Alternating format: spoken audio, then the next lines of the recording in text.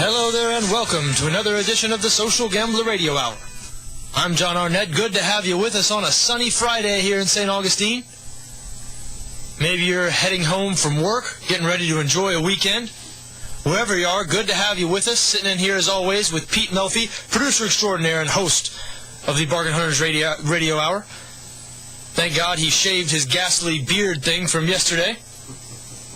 So we'll move on with that. You know, before we get started here, I just wanted to mention something, and it jogged my memory hearing our opening music, which, you know, I enjoy our opening music. I picked the opening music.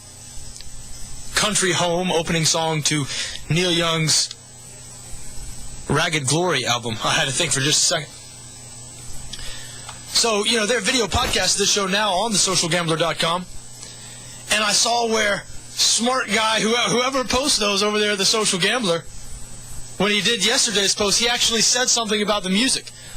I see if I can pull it up exactly what he said, but something to the effect of, we have to get him to change his music, blah, blah, blah. Pete, that's good intro music. Come on now. Yeah, what's the problem with that? What's the problem with it? I don't have a problem with your music. What is the problem with that intro music? Thank you, Pete. I agree wholeheartedly. I don't know. He said it sounded like some sort of... forget it. I'm not going to try to pull it up now. Now the pressure's on. But anyway, just talk. They don't like it. They're European. What do you expect? What do they want me? Swedish House Mafia? Is that what they want me to play? Don't all the Europeans like techno? Isn't that true? Skrillex, man. Skrillex!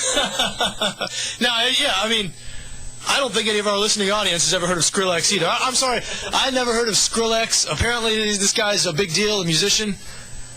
I was reading, a couple of magazines on a recent plane flight. The only time I ever read and really educate myself is on long plane flights. And reading, Rolling Stone and a Spin magazine, they were all talking about this music called dubstep and this guy Skrillex. And I had no idea what they were talking about. I felt just like the geezer who, what are these long hairs making these loud noise type thing? I mean, if you'd asked me what dubstep was, I thought it was some sort of Jamaican rap.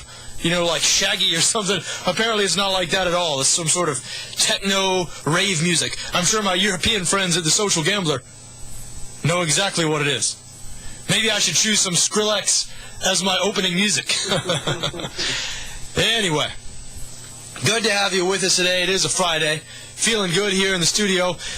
I was feeling real good because I've told you before, the last 5 or 10 minutes every day here I'm subjected to the end of the show that comes on directly preceding ours here on ESPN 1420 St. Augustine. That would be the Scott Van Pelt Show.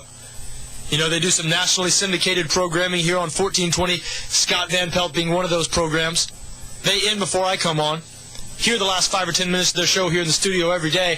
And I told you yesterday, Linda Cohn, who's currently filling in, has got to be the worst voice, the most annoying voice in sports talk radio, period.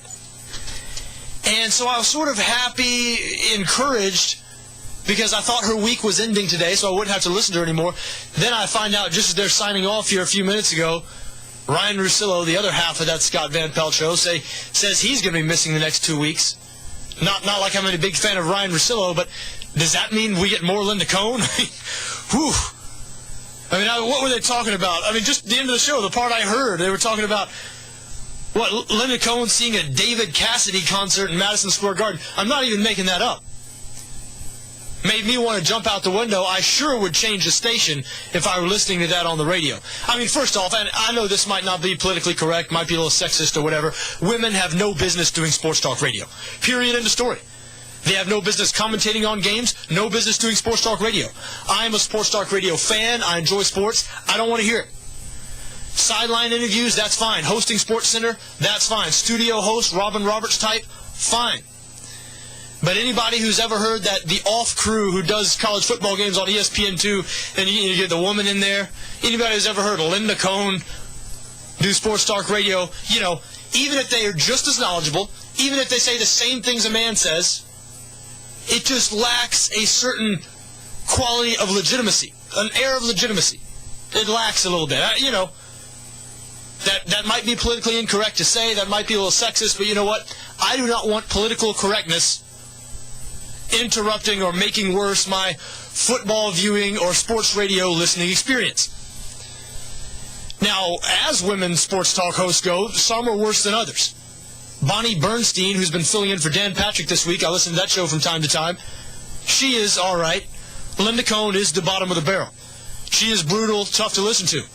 Now, yesterday, I was going to mention it on the show yesterday, but I didn't. And maybe I'm feeling a little more salty today or whatever, so I'm going to throw it out there. Yesterday, at the end of the Scott Van Pelt show, which I was forced to listen to, heard Linda Cohn, one of the questions that Ryan Russillo asked her is how many times she's asked out on Twitter. And she goes, oh, all the time. Daily. Now, wait a second. I know what Linda Cohn looks like. I've been staring at her for 20 years on SportsCenter.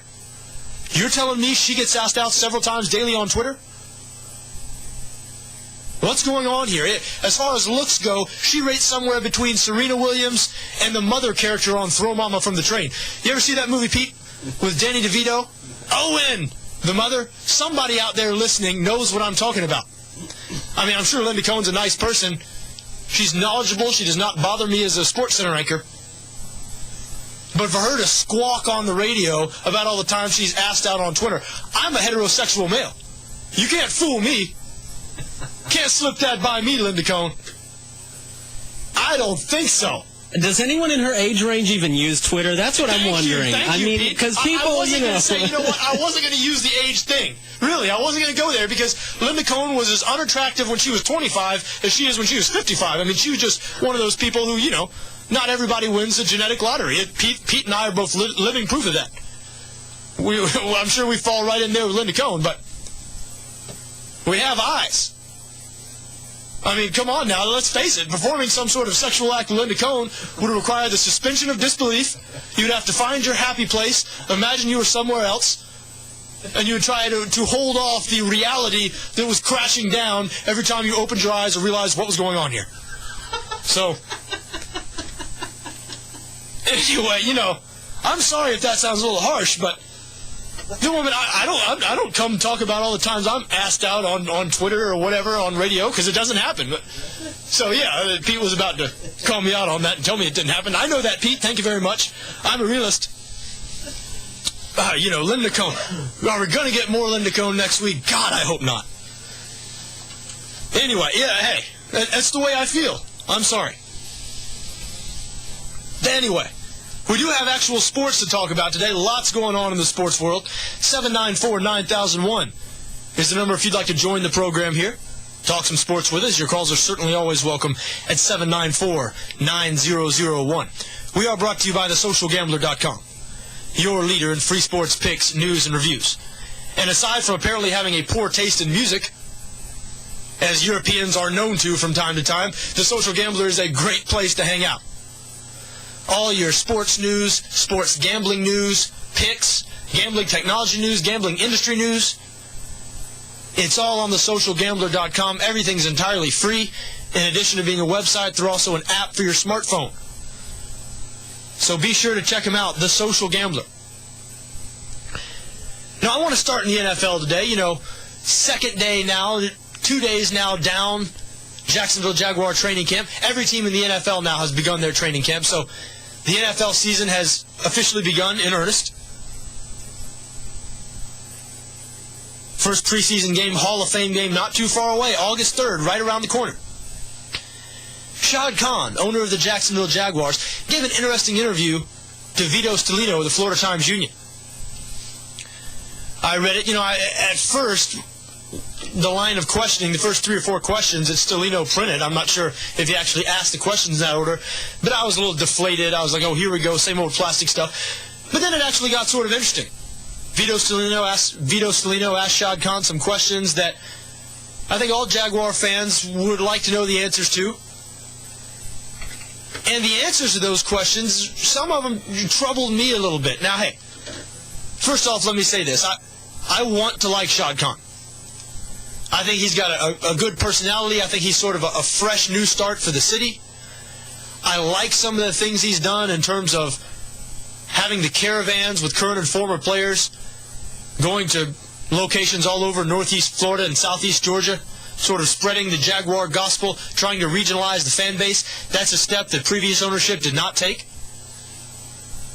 Shad Khan has done a couple other fan-friendly things, like was just announced yesterday. People are going to be allowed to bring food, their own food, into the stadium. So you don't have to get ripped off by the vendors. They're going to be the only team in the NFL that's doing that. That is a fan-friendly move, no question about it. He poured $3 million into locker room renovations. Jaguars now have a state-of-the-art locker room. Would he have spent $3 million if he was planning on moving the team in the next 2 or 3 years? Doesn't seem like he would, right? So I think there are some positives there that should be recognized. However, we've got to be real here. There are a couple other things that have come out in the last couple of months, last couple of weeks, that are decidedly unfriendly to the Jacksonville Jaguar fan.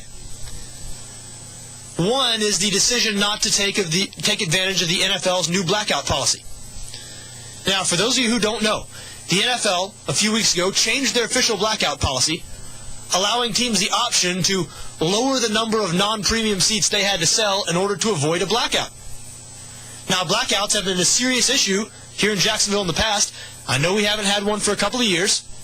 We've been bailed out a couple of times by Wayne Weaver, buying a whole bunch of seats so the game wouldn't be blacked out on local television. But it has been a problem.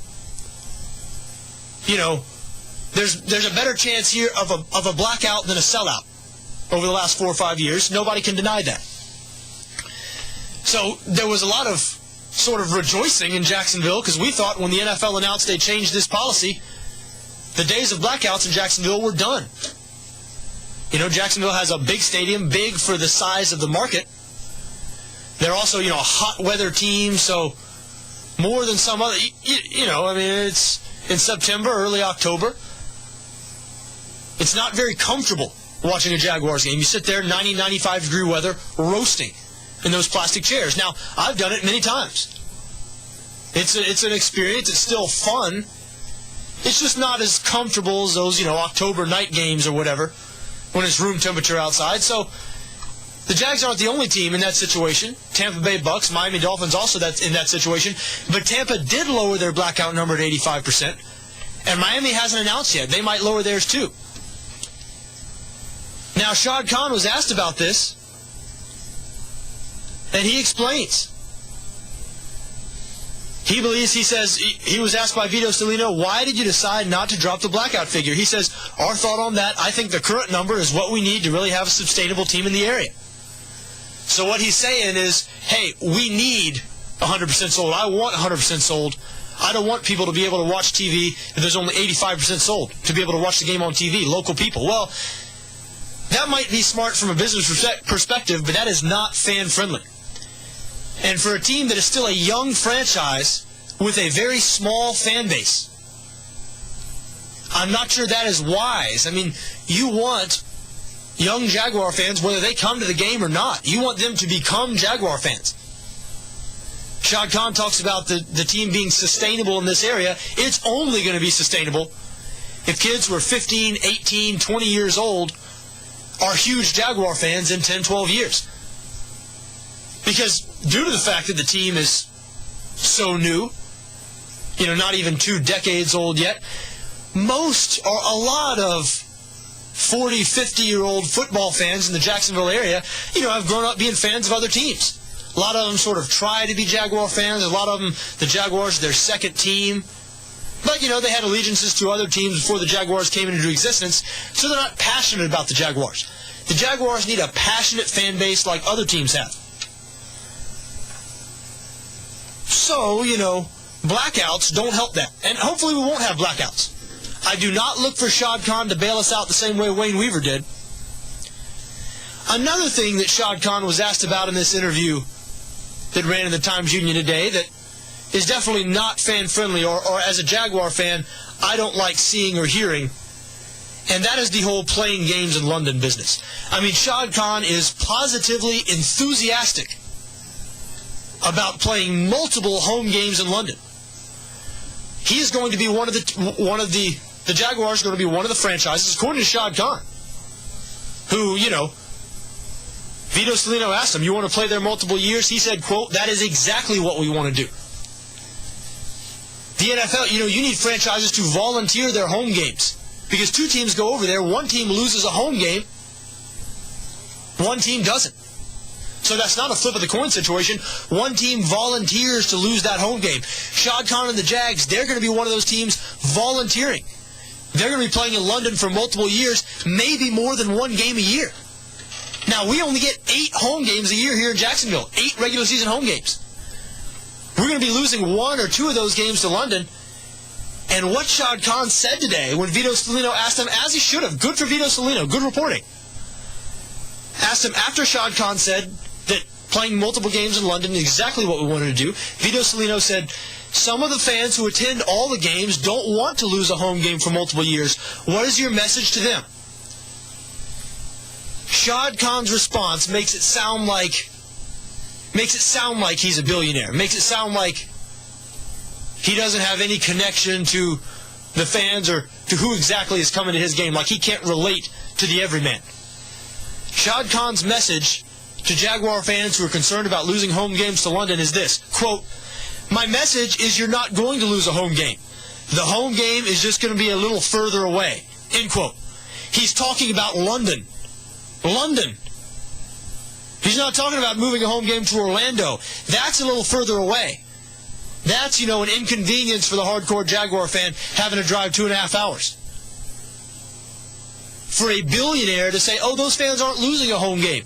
The home game's just a little further away. That just goes to show you how out of touch this man is.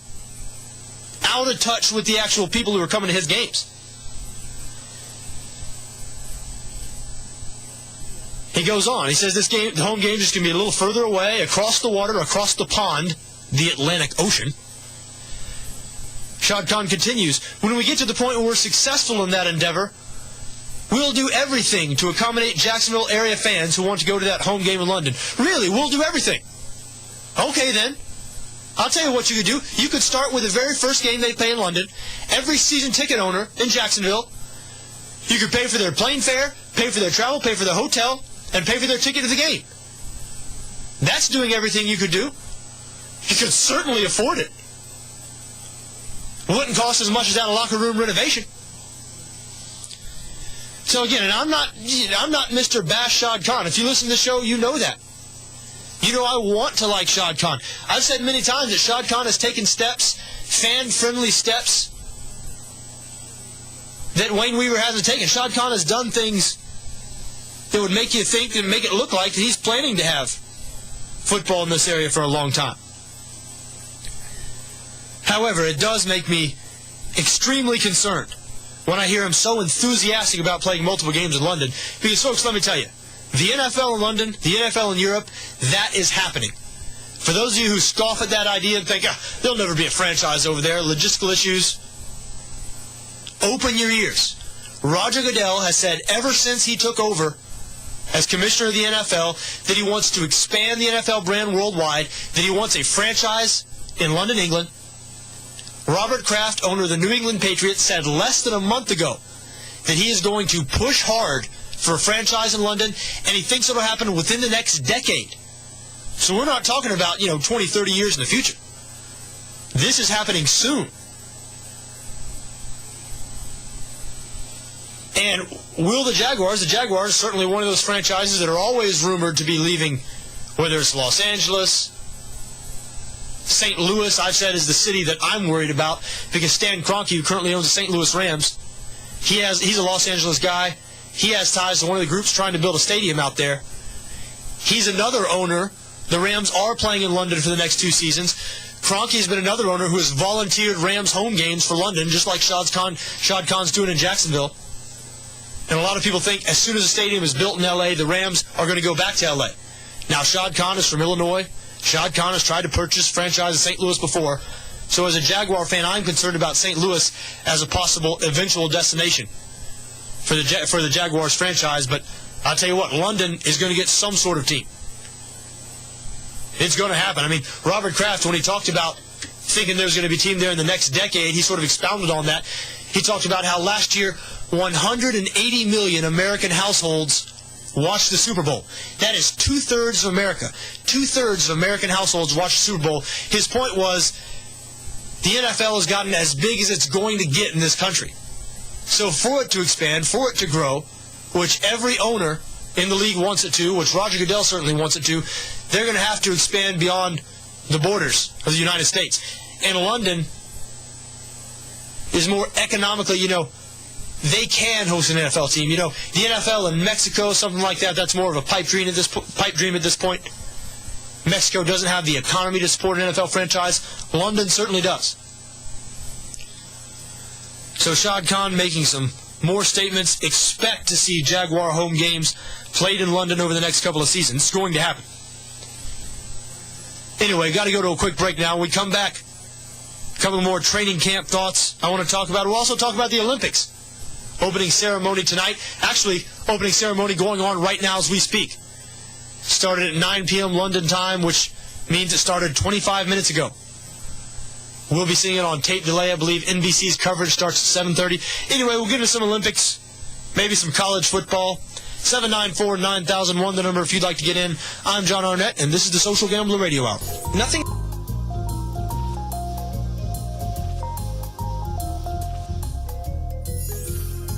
Welcome back to the Social Gambler Radio Hour. I'm John Arnette. Good to have you with us today on a sunny, hot Friday afternoon here in Northeast Florida. We are brought to you by thesocialgambler.com, your leader in free sports, picks, news, and reviews. Interesting free stuff on the Social Gambler every day. I was browsing some of it before the show today, as I often do. And, they've got something they do, you can bet on anything, obviously. So you can bet on just about every Olympic sport there is, but that's not the only Olympic betting you can do. Saw something up on the Social Gambler today about some interesting Olympic props, with sports betting being completely legal in England and Ireland, the entire UK. I know Ireland's not part of the UK, but with sports betting being legal in that part of the world, those guys, they bet on a flip of the coin. So there's all kinds of things at some of the betting shops over there, like William Hill, Paddy Power, which is one of the big ones in Ireland, all kinds of different bets these particular betting shops are offered. A couple of them caught my eye that I thought were amusing. I guess Paddy Power, which is, a big Irish bookmaker, offering a bet, will the Olympic Village run out of condoms? Now, just so you know, there are 150,000 free condoms provided to athletes in the Olympic Village. 15 condoms per athlete. However, in the Vancouver Winter Olympics, they ran out. And so, really, at Paddy Power, you can get 6-1 on your money for yes. Yes, if you believe they're going to run out of condoms, 6-1 on your money for that. Bookmaker William Hill offering 1,000-1 odds that a UFO will be spotted above the opening ceremony tonight. 1,000-1. And one of the more amusing things, because if you haven't seen all of these sports that are now considered Olympic sports, some of them, it gets laughable. Trampoline is an Olympic sport. I don't know what they do. Do they fight on trampolines? Do they do flips? Is it like gymnastics? I don't know. A Chinese athlete named Dong Dong is the favorite at minus 125 in the men's trampoline. Now, they have odds. Paddy Power does. They have odds on what will be the next sport to become an Olympic sport. This is not a joke. And because so many sports are already Olympic sports, handball, trampoline, I'll read you an order from the favorite. The favorite is bog snorkeling. I don't know what bog snorkeling is. But bog snorkeling is the favorite to become an Olympic sport by 2020, followed by cheese rolling and three-legged race. That is not a joke. Sheep shearing, ladder racing, toe wrestling, tiddlywinks, shin kicking, wife carrying, all also on there. I'm not joking. You can place real money on these things at Paddy Power, Irish bookmaker Paddy Power, paddypower.com. Find it all on the Social Gambler. Couldn't make this stuff up if I tried, folks. Another wager that is being offered, and something that I just read today, I didn't realize it was a mystery. Turns out one of the big mysteries of this opening ceremony tonight is who the flame lighter is going to be. Who's going to be the person who lights the big Olympic flame? Apparently, Jacques Rouge, the president of the International Olympic Committee, apparently he doesn't even know. At least that's what he claims. He doesn't even know who the flame lighter is going to be tonight. So we'll see. Betting favorites are Steve Redgrave and Roger Bannister. Roger Bannister, of course, he was in that movie. What is it, Chariots of Fire? I believe that movie was about his life.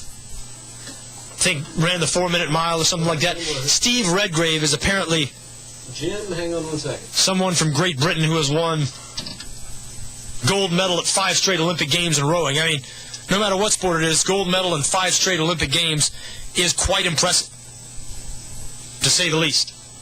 Steve Redgrave and Roger Bannister, the betting favorites to light the flame tonight. Pete is just having all types of things going on over there. Bells dropping. He's just going nuts there.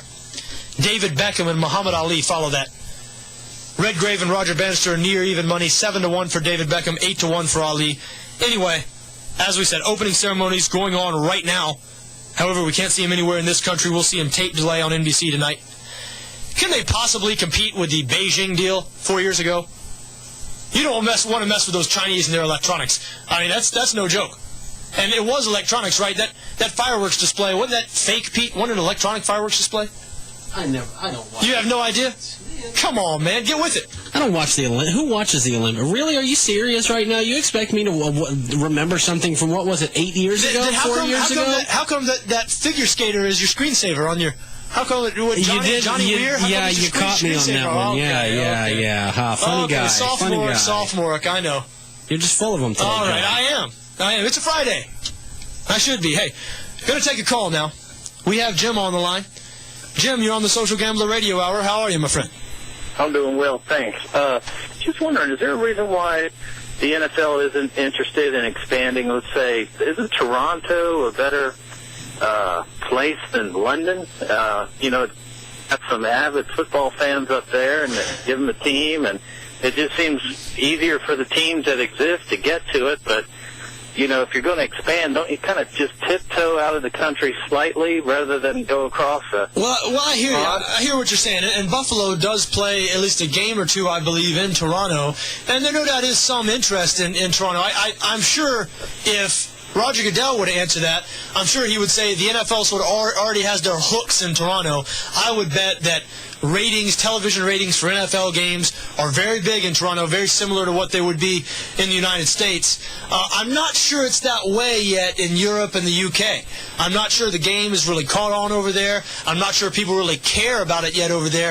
And so they might see that as a genuine, untapped market. Right. Another thing that, is worth mentioning anyway, Canada has the Canadian Football League, and I know you and I absolutely scoff at that, but I have a good friend who's a Canadian. I lived with him for a while in college, and Canadians are a little different now. They take pride in things that are theirs. Now, the Canadian Football League up there is apparently closely followed. A lot of people go to the games. They're serious about it. Toronto has a team called the Argonauts that is apparently a big deal up there.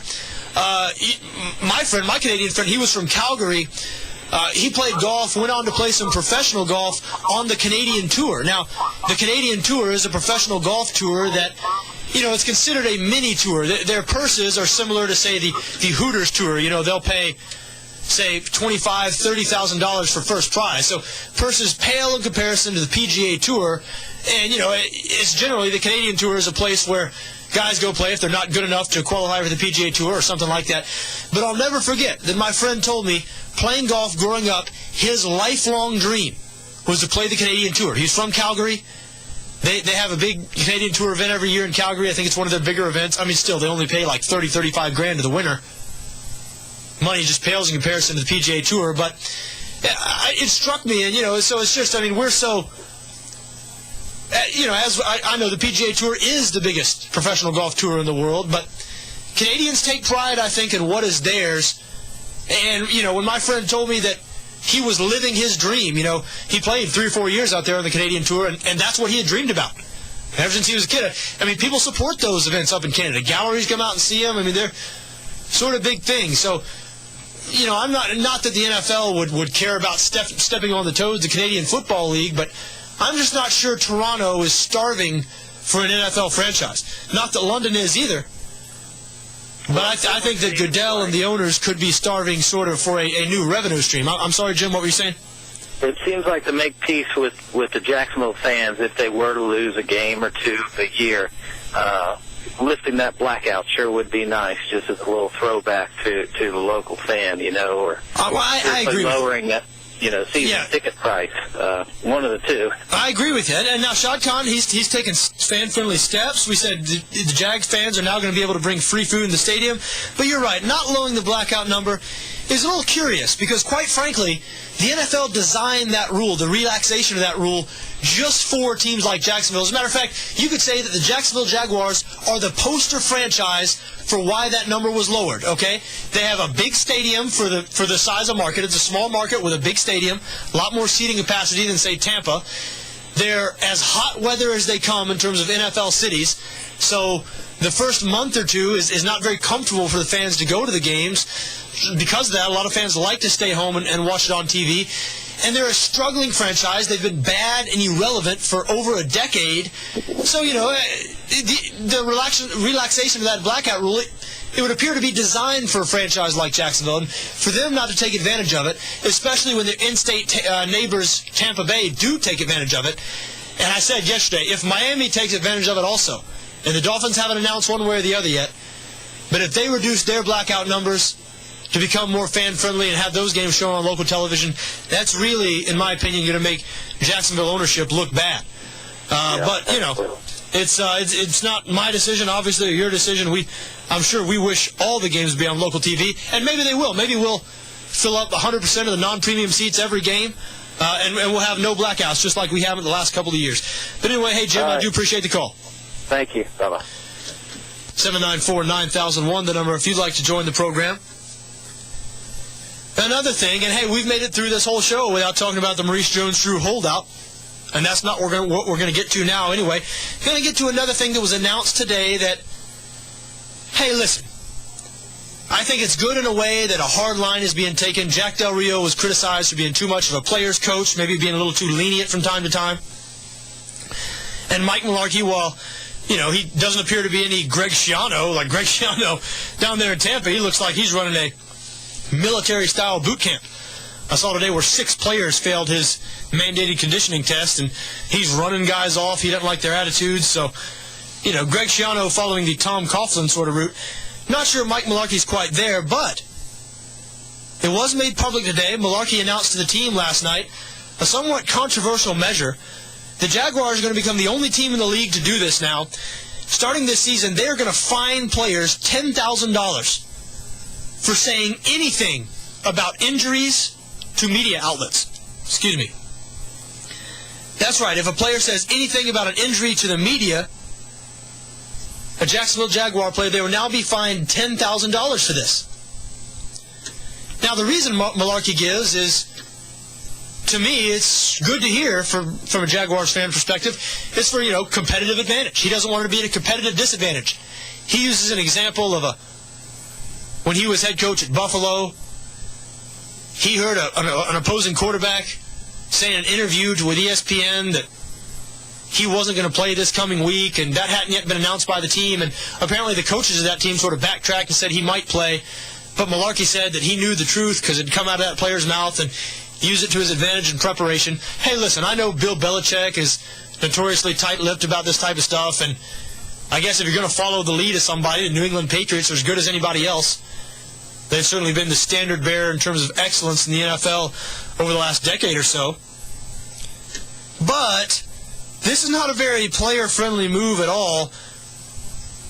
And also, to me, if you're going to do this, if you're going to say, okay, we're not releasing any player injury information, players are not allowed to make one peep to the media about their injuries, then once off-season comes, don't throw it in our face when players underperform, when players aren't as good as they were supposed to be, when players appear to be busts.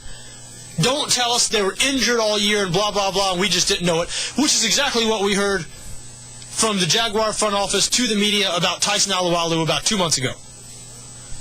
There was this big, Tyson Alualu now looks to get over his injuries. Well, he played every game. There were no obvious injury issues. He wasn't limping around out on that field. Did he look like a defensive tackle who should have been picked in the top 10? Not even close. Not even close. A totally replaceable average defensive tackle who doesn't see one double team because the tackle that plays right beside him, Terrence Knighton, is the one who eats up all those double teams. So he has the opportunities to make plays, doesn't make those plays. Believe he had 1 sack last year. Now, we didn't hear anything about alu injuries during the season, which I think is great. I don't want to hear those excuses. But when the excuses start rolling out after the season, sort of justifying, oh, this guy's better than,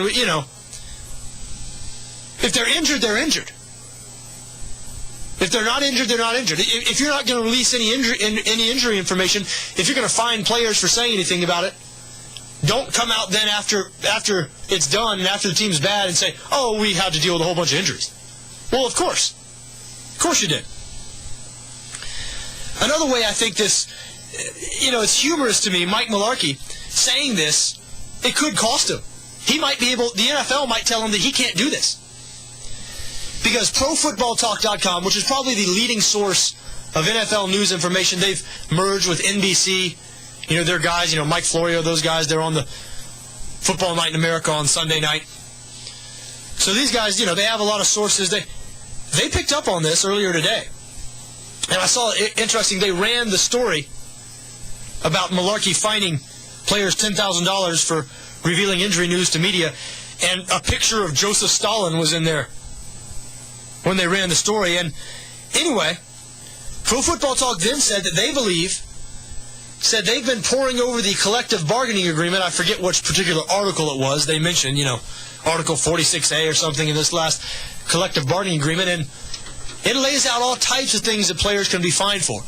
NFL players, for example, can be fined $495 per pound, every pound they're overweight, a designated weight. So they have very specific amounts that players can be fined for very specific things. Nowhere does it say players can be fined for talking about an injury to anybody or any sort of media. And so Pro Football Talk today, this was posted a couple hours ago, they said they have forwarded this to the NFL front office, and they want an answer as to why this would not be a violation of the collective bargaining agreement. And they said they are awaiting that answer, and they'll pass it on as they hear it. So they have direct access to NFL executives. They have those kind of sources. So the NFL, the ironic thing is Mike Mularkey, he says he doesn't want anybody talking to the media. Well, the fact that he told the media this, apparently, likened to, I'm the hardline disciplinarian guy, the fact he told the media this might lead to it being squashed. It might be a violation of the collective bargaining agreement. And even if it's not, listen, I talked about this yesterday as it relates to the Jones-Drew situation. If you're a free agent in the NFL, is Jacksonville now the least desirable location to play in the entire league? I'd like to know. Think about it objectively. They're a bad franchise, sort of a doormat type franchise, irrelevant, haven't been winning for years, irrelevant on the national landscape in terms of the news cycle, NFL talk. Well, you put on top of that the fact that they don't appear to be taking care of their own in terms of contract, in terms of payment. Their best player, who's still in the midst of his prime, they're trying to get this guy to play for less than Laurent Robinson, who they just brought in off the street, been with 5 different NFL teams, trying to get Jones-Drew to play for way below market value.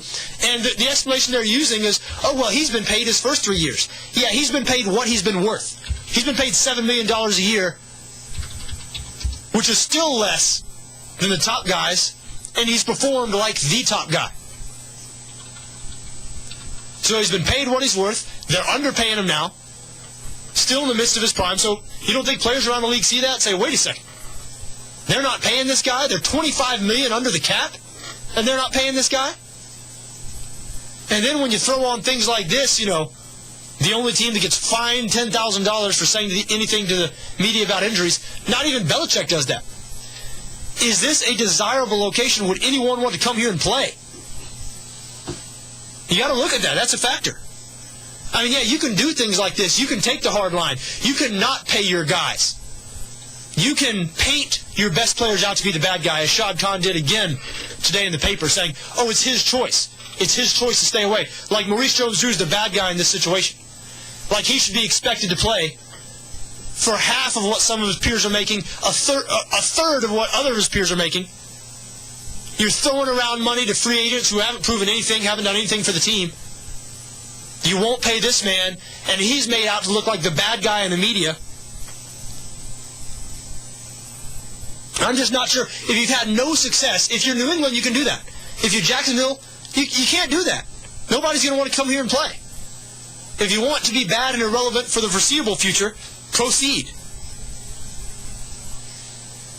I'm sorry, it's the way I feel. And if it sounds like I'm negative a lot of times on the Jaguars, that's because there's a lot to be negative about. All this comes from the heart when I say it. I'm a native of this area, born and raised. I'm a Jaguar fan. Been a season ticket holder. I mean what I say when I talk about this stuff. And it's been negative story after negative story this offseason. From the arrests, Shad Khan's situation with the city, which is still unresolved, by the way. Still don't know who's going to be the provider. You know, Alvin Brown trying to strong-arm Shad Khan. Shad Khan released a letter to the media, so there's strife between the Jaguars and the city. Did I mention the arrests? I believe I did. Failure to acquire Tim Tebow. I mean, Maurice Jones-Drew holdout. Josh Scobie was disgruntled. I mean, a lot of negativity for this offseason. Only one thing can cure that, and that is winning. Hopefully they'll get to it when the season starts. Right now, we have to go to a quick break. 794-9001, the number if you'd like to get in on the other side. I'm John Arnette, and this is the Social Gambler Radio Hour.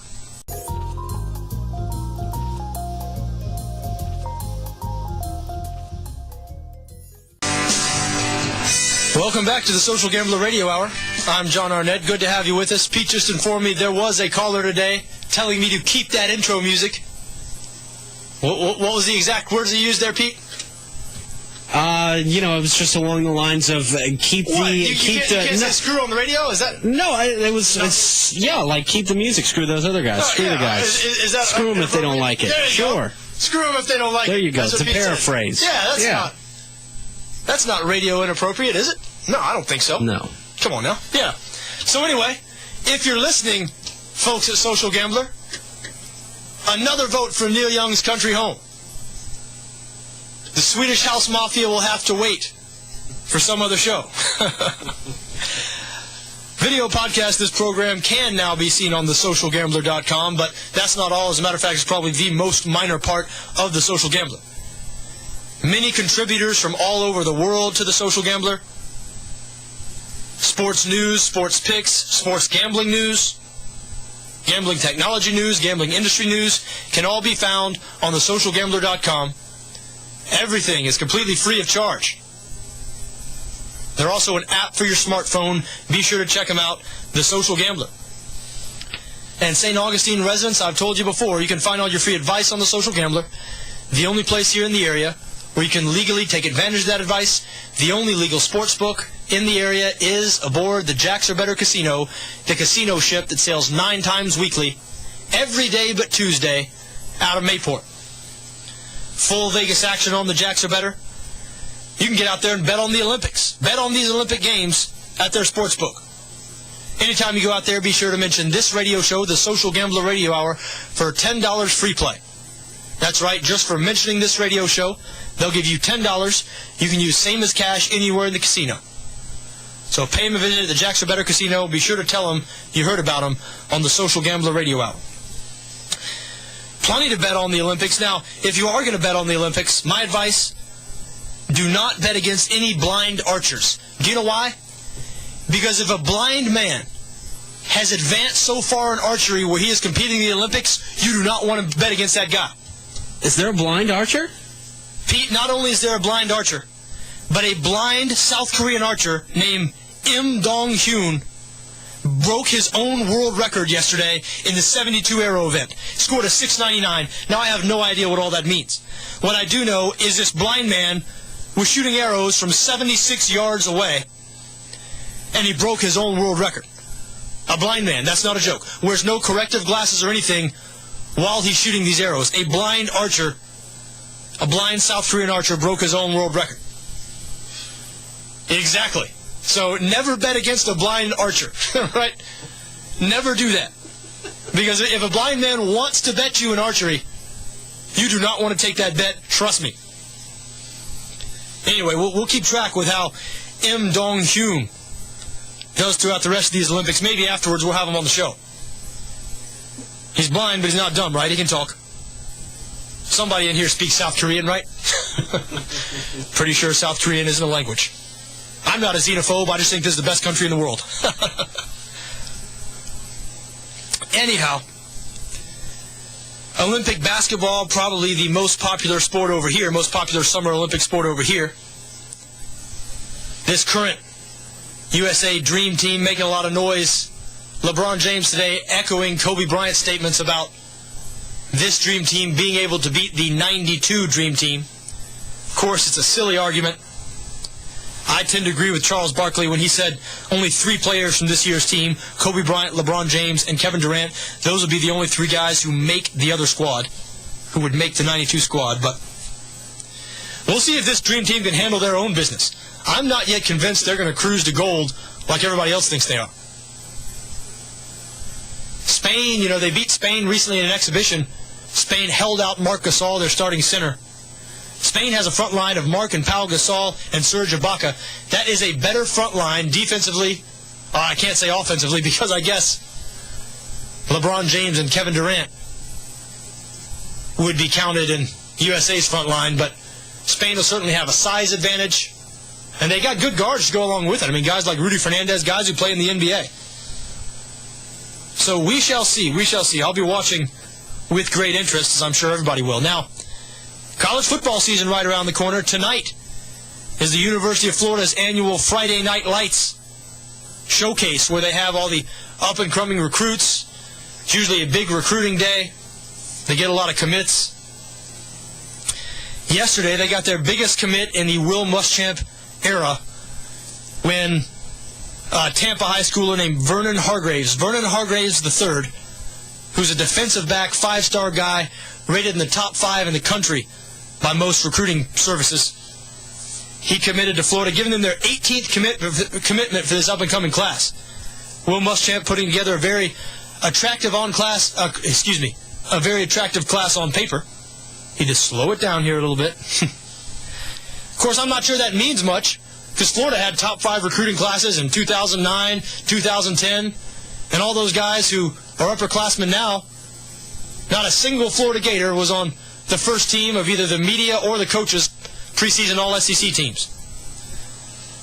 Only a couple guys made the second team, so you never know. Those recruiting services, where's all that talent now?